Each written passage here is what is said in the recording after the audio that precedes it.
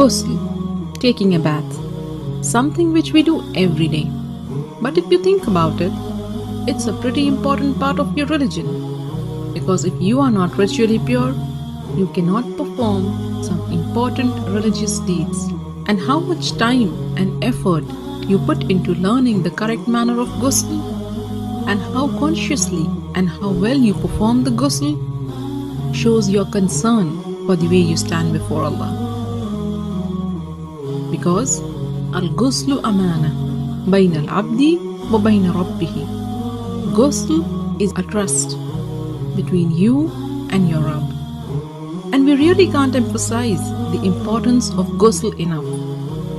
In this series, we will begin the discussion with the obligatory ghusl, which will be helpful to you when you are in a hurry or if there is not enough time to take a complete ghusl. Next, I will take you step by step through the etiquettes of the complete ghusl, where we will discuss the sunnah acts of ghusl.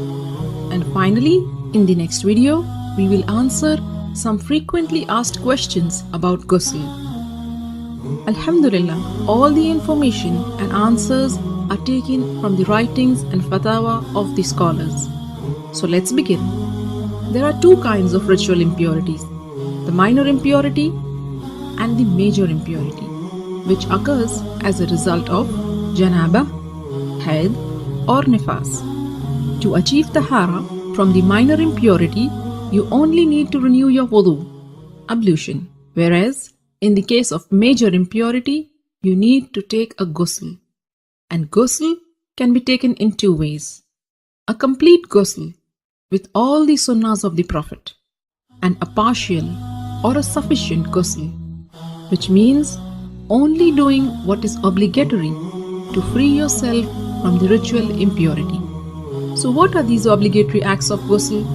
A beforehand niyyah, intention that you are taking this bath to purify yourself from the major ritual impurity.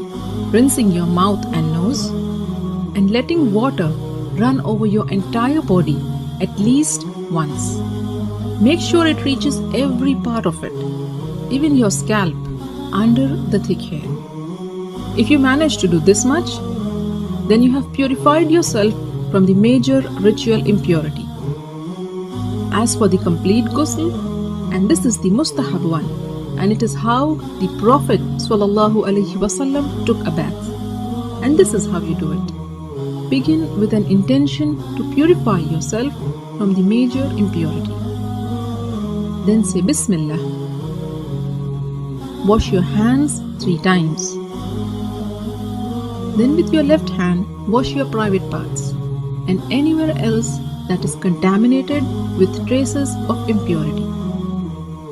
Then make a complete wudu, just as you would for prayers. Then pour water over your head 3 times, rubbing and making sure that it thoroughly reaches your scalp.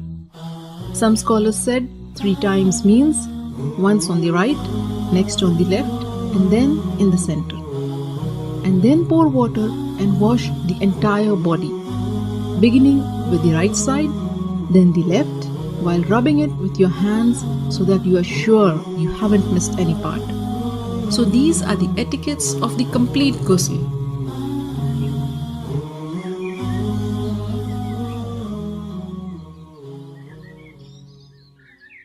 Ghusl essentially means letting water run over every part of your body. So if you are wearing a ring, you should move it. And if it is so tight that the water won't reach the skin underneath, then you have to remove it. Cosmetic items which form a barrier and prevent the water from reaching your skin must also be taken off. In a narration of Maymuna radiallahu ta'ala anha, it is mentioned that the Prophet sallallahu alaihi wasallam moved away from the spot where he had been taking ghusl, and then he washed his feet.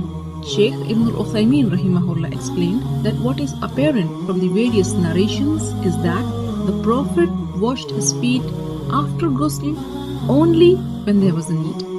Like if the floor is made of dirt, and if the feet are not washed, they will remain soiled. So you may want to wash your feet after ghusl if there is a need.